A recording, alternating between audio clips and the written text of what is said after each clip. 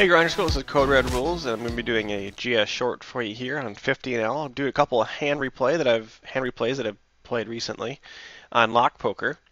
And let's go ahead and get started here. I've got 4 hands. Hopefully I'll be able to get through all of them in the short period of time. So the first one here, I got pocket queens. As you can see, I've got a pretty good table at 50L at lock poker. And unfortunately, both of these guys were on my left. This was a Saturday afternoon, I believe. Yeah, Saturday afternoon, and on Eastern Standard Time. And what I've been doing is, if I even get these 2 fish on my left, which I hate having fish on my left, but I'd rather have fish on my left than no fish at all on the table. But what lock poker will let you do is that like one of these guys gets up, I'll go ahead and just get off the table and then hop on and like choose the other seat again against next to these guys. So they'll do that, and it's pretty easy to do that. I've done that a couple times. It helps out quite a bit. But anyway, so I'm sitting here and I raise up pocket queen. It's pretty normal. I get squeezed, kinda, right? And I go ahead and 4-bet. And the reason why I 4-bet, and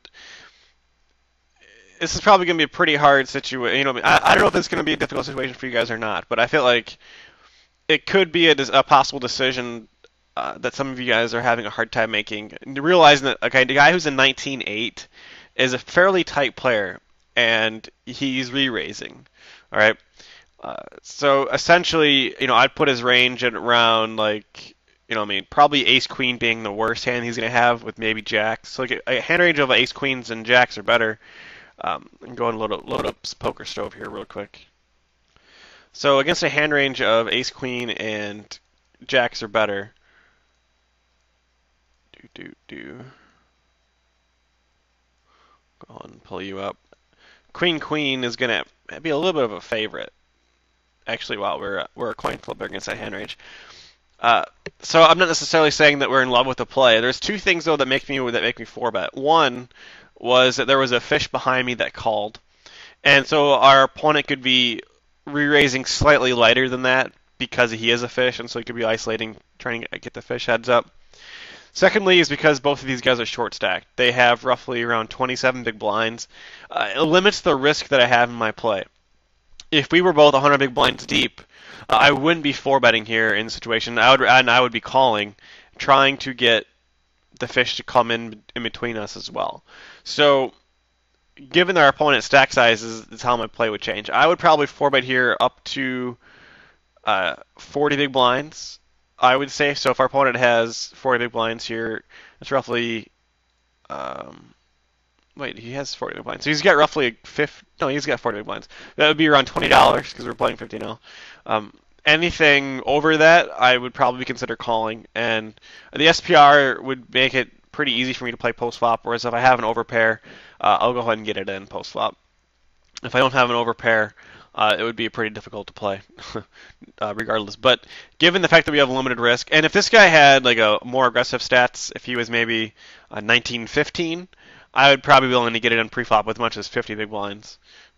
If not even more than that, and if anything over like 15% pre-flop raise, I don't think it would really be too much of a problem. And if he's got like 20-25% pre-flop raise over a decent sample, then it becomes a pretty easy spot to get it in pre-flop.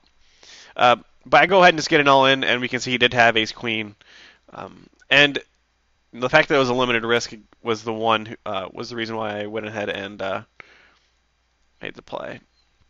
I'm not going to show you guys results because in this situation the results don't matter, even though I probably won it because I always win. I don't always win. Okay. Situation here with the ace queen, it's almost the reverse of what the last hand was, right? So now once this fish calls in, right? Look, the stats have kind of switched. So it's now a regular in late position opening up with the fish in between. Now I'm the one with ace queen. In this situation though, we're actually really deep, and I'm going to isolate here and try and get the fish heads up. I don't re-raise a whole lot. 10 big blinds here to 3. I probably should have made this around $6. But you know, I'm not going to, you know, I'll tell you what Hanfeng here has. The reason why this is such a great play is because Hanfeng is kind of open. It should be opening up a fairly wide range. Maybe not entirely, you know, I mean super wide. But I should have some fold equity in the situation. And where's what happened to the stove? I would think that our opponent's going to be raising up any pair. and most Broadway card situation, maybe even like a little bit looser, but some suited connectors too. And I think our opponent's going to be folding pretty much everything but eights or better, maybe sevens because I made it too small. Ace king, perhaps ace queen suited, hands like that. So we should have a decent amount of fold equity here against the regular who's opened. So I have like fold equity against him, and then I have value equity against this guy trying to squeeze it up. So it's kind of a combination of the play, given it's three-way. If it was only heads up against the reg, I would just simply call pre-flop. What happened was kind of the exact opposite of what I wanted to happen. Right, the reg calls, then the fish folds, and now we get to play post flop, and it's kind of the tough situation here of what do we c bet or do we not c bet? All right, and against my opponent's hand range in this situation, I'm trying to get. Well, he doesn't really have ace queen suited, right? So he's be folding all of his ace queen suited, which only can have two. The spades and the clubs. If I think he has ace queen with the ace of club or ace of diamonds, I don't think he'd have it. I don't think it's in his hand range. I don't think he's calling a 3-bet with ace queen offsuit. Well, he might, but I don't think it's a very very large portion of his hand range. So I feel like if I c-bet here, he's continuing with he's folding eights, nines, and tens. He's continuing with jacks, queens, kings, aces, and king queen suited. So we have some fold equity. Again, maybe not a whole lot, around 40%. I would guesstimate. And I don't need a whole lot either, though, to make my c-bet because I have a lot of equity. So against his hand range, I am actually not doing so bad. Let's go ahead and put my hand in here on this board. So I'm doing a little bit better than a flush draw.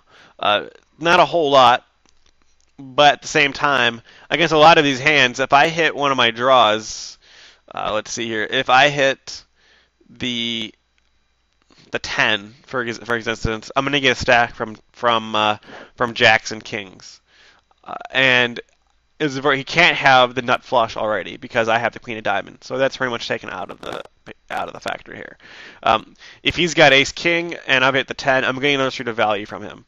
I feel like though too, like a lot of times you could say, well, you could check here on the flop, but the problem with checking is you get to you kind of show your hand pretty right away. So if I bet here, I have a good chance of being able to see a free river card.